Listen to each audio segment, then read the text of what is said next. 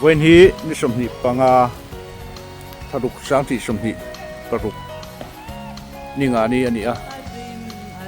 hi helai kanom namun hi Mami district hospital ri ani a hi an Ruihhlo hala ani a helai mun a hian voin hian Mami district chunga police station sang tena drugs abikin heroin le met an mante an halral dona hei ke po an halral lai te video cover turing ka kalri a chimni po sang khop mai thi takhen ania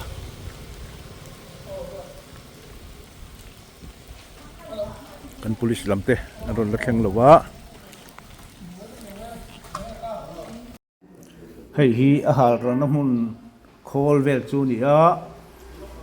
hei hi incinerator an ti a heta hian voin hian an halral ve dawn ani he khol te pawh hi a pui rum khop mai a Mami district hospital hian Ruihhlo chi hrang te helai hmunah hian an lo halral thina chu Mami police lam hian an va hmang tangkai ve dawn ani khol hi han bi chiang zelang mi pui lam hian kan la mu vakin ka ring bik lowa lu zen thei pawh ni lowa hei Ruihhlo halral na man rua khol district hospital lam hian an nei tha khop mai hian current mangin halral dawn ani heng te hi panel board a control na ani mel khop mai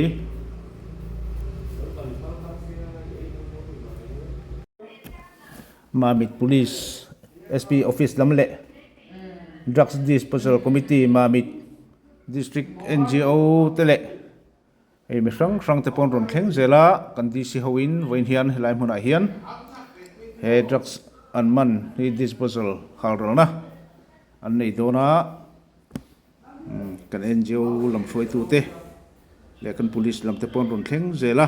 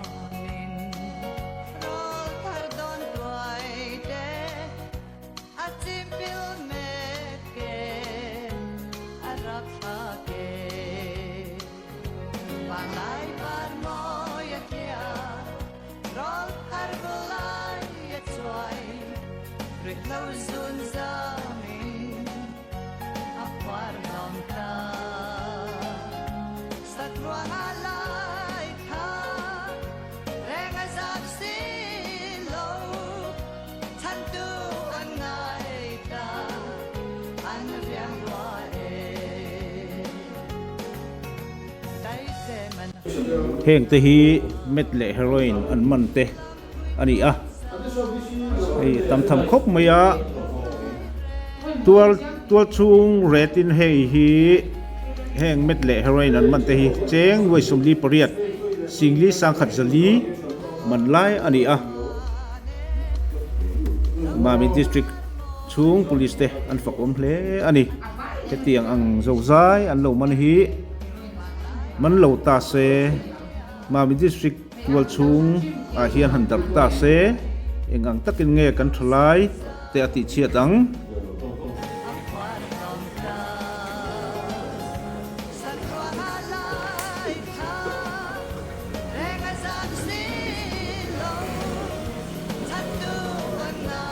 Buena yan hi amasayin kan tisonte buena kan drug dispose dura kan som min may kui dura kan sonte NGO tele kan chief guest kan DC zom tak te kan SDO sadar tele officer te kui mo tak te police lama kan thok Ruihhlo kal zong song te in chung ama sai lom thu kan soya chuan veina kan dispose to hi heroin hi gram za som pakwa gram za som pakwa point ria ria chuan met hi kg khatle gram som ria pakwa ni main kg ni le gram sari bor bel ria chu veina kan haral chat pu kan sianga nak tu ki ni ta ka chuan som ni paroti international against drug abuse and illicit trafficking dikhaya masala sarkar cholte ni wangin boini ya he kan observe to ni ya chuan boina local song song te lom to kan seinan le na hum hi kan pangri loma ila hian kan chief guest in a hal na hum hi mangai to rangai ya thank you so much sir for taking out your time out of your busy schedule today and may I invite you to have to deliver a short speech as a chief guest. So the quantity that we have, the police had seized from the illicit drug trafficking people. So we are very proud of the police action, and this. Even if the quantity might be looking small as compared to other districts, but even if a small contribution is a huge deterrence for the people who are doing illegal activities. We have to keep our eyes and ears open, and we should not just police but all the citizens of Mamit district, they should be alert and they should report anything suspicious whenever they see around their neighborhood, within their family members, or among the children which are residing in their villages. So police alone cannot curb this drug menace. We have to act together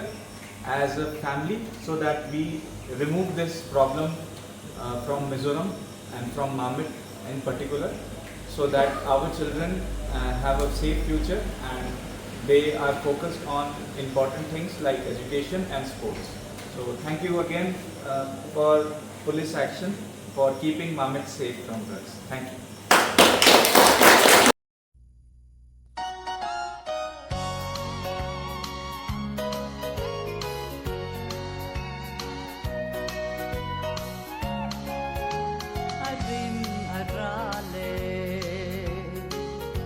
Sabning siat lo kan rang tang dung tuan afan so ta swal not way falling roll pardon tuai de atipil meke arap hake balai par moya kia roll halral Ruihhlo zun zamin akwar nom ta sa Chuang alai ka reng azab silo tan tu angai ta an riang nuai dai te man ruta lam Ruihhlo ang zava Ruihhlo ngai rengin an kun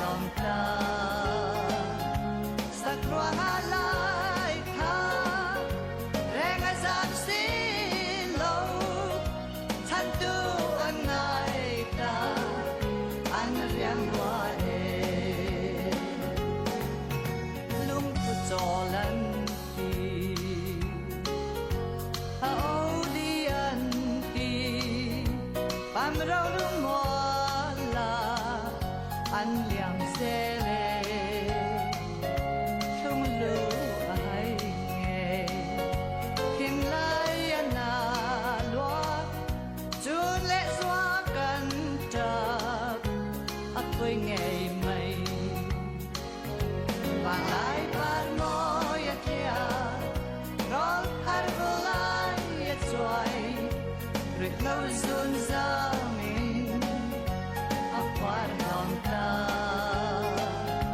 sa Chuang halal tham reng azap xin lâu than tu an ngai ta an riang nuai